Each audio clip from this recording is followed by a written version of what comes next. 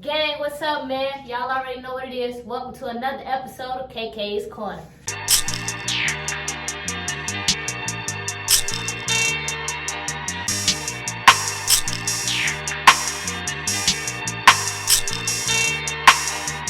On today's episode, I got my boy DJ Ricoveli. What's happening, man? Yo, gang, got one of his artists with him.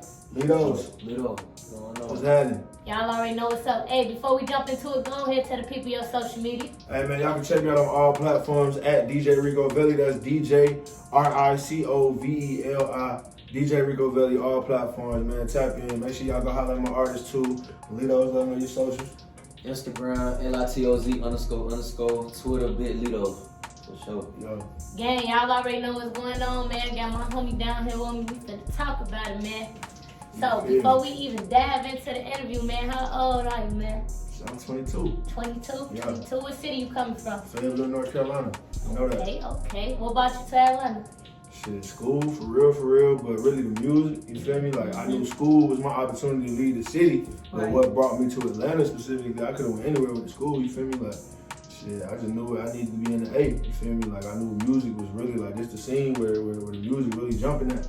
So I just had to, make it my mission to get down here. Just so happened, like, me being able to put myself in position to go to college and get that full ride to Morehouse, that shit just set me up, you feel me? Yeah, so how'd you get into that opportunity with the full ride to Morehouse? Because that's impressive. Full ride, that's what's up. I was really on one back home in school and shit. I was SJ president of my high school. Like, the mayor of my city know me, like, you know what I'm saying? Like, the city council, like, the county commissioners, like, all of them first name basis with me, bro. When I go back home, like, it's real deal love, because I'm really a man of my community, you feel me? Like, first and foremost. And I proved that just in my work. Like, I was real deal, like, getting awards for my city at, like, 17, 18 years old, you feel me? Like, still in high school, Disney Dream of the Year with Steve Harvey and Essence Magazine. Like, that right there was an incredible accomplishment, you feel me? Like, only 100 people got selected to go down there. And out of all them 100 people, Steve Harvey and his team selected me as the Dream of the Year, you feel me? Like, Congrats. that really was a massive platform. That was the first time I had, like, a national platform to kind of stand on, you feel me? And so then at that point, I was basically like the motivation to the streets and the youth and you feel me? Because it's like, dang, like this kid, we know where he from, we know where he stays. Like, you know what I'm saying? We know, but we see what he's trying to do. And we know where he could be, you feel me? We know what he could be out here doing, but he really trying to make a difference. And I always stayed true to myself throughout that process. I ain't never had to change. Right now to this day, some of the biggest dope boys in my city hit my line, look up to me, you feel me? Like, and I ain't, you feel me, never even had to go out my way to try to act too hard, like, you feel me? Like, I always been me. They know where I come from. You know my mama, if you know what I'm saying? You ever met anybody, like, from my actual family, you know where I come from. I ain't got to prove, you feel me? Too much or nothing. And, like, that was just always respected, you feel me? It was always taken real well. And so, I say all that to say, man, the full ride really just came from me just standing on my, you feel me, my business in high school and really just making a solid reputation for myself, being able to advocate for myself in the proper manner, and really just, man, putting in the work, dog. Like, by the end of my, by the time I graduated, I had like $139,000 in scholarship money. Like, you feel me? Bought my first MacBook. The MacBook I still use to this day to DJ, man. I bought that off my scholarship bread. You feel me? Like, so I went ahead and took that investment, you feel me, early.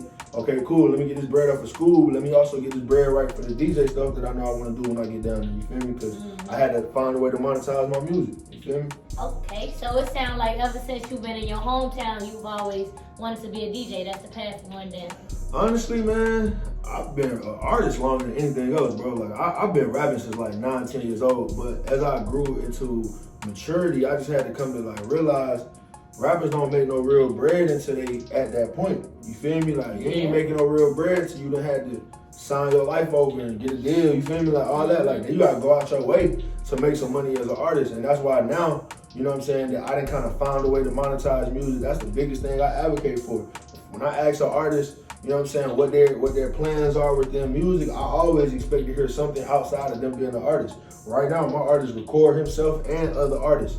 That's how he monetizes music. You know what I'm saying? Because as an underground artist, you aren't making money off of your music. You're not really getting paid a whole bunch of money to do shows at that time. You feel me? Like, as an upcoming artist, it's going to be some work to put in. And so you always just kind of still want to find a way to, eat off of what you love. You feel me? If you love music, you'll perform in any aspect. You feel me? Absolutely. If that means being on this side of the music, if that side, like, you feel me? Everybody don't got to be in the forefront. You know what I'm saying? Yeah. And so when you know how to sacrifice in that way and really, like, put some energy towards monetizing your craft, bro, you got a better chance at making it. You feel me? Because now you less frustrated about the bread. You feel me? Like, you got ways to make money and you still doing what you love. You still getting better as an artist, as an engineer, as a producer, whatever it might be. You feel me? Like DJ, whatever. Shit, like, try other things, man. Because when you really love this music shit, bro, like, you will wear any hat. You know what I'm saying? I ain't never think I'd be managing artists, but fuck, I believe in cuz I feel like we can do some shit together. Come on, you feel me? Like, young and motivated. That's what I like to hear. So, what gets you motivated to do the music management? Like, what gets you motivated to try to do that? Really just, man, understanding that, like, the way I look at this shit and, like, the way that I kind of approach the game. Okay. A lot of artists really need that. You know what I'm saying? I just had a conversation with another artist. He was actually supposed to come with me too. It's not, I don't manage him, but I work alongside a lot of artists. I help develop a lot of artists. You know what I'm saying? And Lido's, man, honestly, I gotta give big ups to my big dog Edo for the connect. You know what I'm saying? Because Edo went out his way to like, hey, bro, you need to check bro out. You know what I'm saying? I just tapped in with bro, we'll make sure y'all connect. Bro came into town, put us in the same room. We've been locked in ever since, you feel me? But it didn't take much for me to believe in him because his work ethic was already there.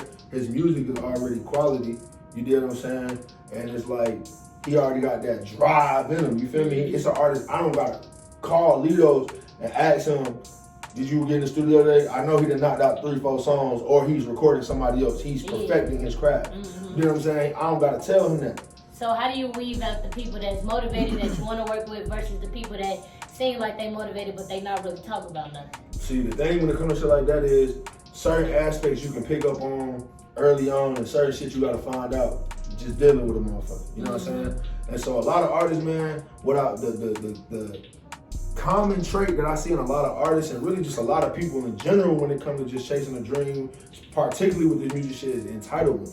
You know what I'm saying? Motherfuckers be entitled and just feeling like, you feel me? Oh, I'm the hardest out of my neighborhood, or I'm the hardest out of such and such. But you gotta understand, when you upload that sound, that song onto them digital streaming platforms, you're now competing with the Lil Babies, the Lil Durks, the Drakes, the Baby, whoever else, because you want to have a hit record. Absolutely. And so do they. You feel me? Like, they gotta get hits in order to stay where they at. So you really competing with the best of them. So it's the entitlement, man. Motherfuckers don't be working hard enough.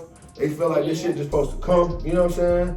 And I can't lock in personally with an artist that feel that way, because I've been grinding goddamn 22 years to get to where I'm at now, and I still, you feel me, got a long way to go, you feel me? So it's like, I value this shit for real. Yeah, you feel me? I really value this shit. And it's like, bro, you really like 1 or 2 conversations to tell me everything I need to know about your vision. And if your vision ain't intact, or if you ain't doing what you need to do to pull your vision together for yourself, I can't help you, because now I'm gonna have to carry your load. You feel me? And I can't do the work for you, bro.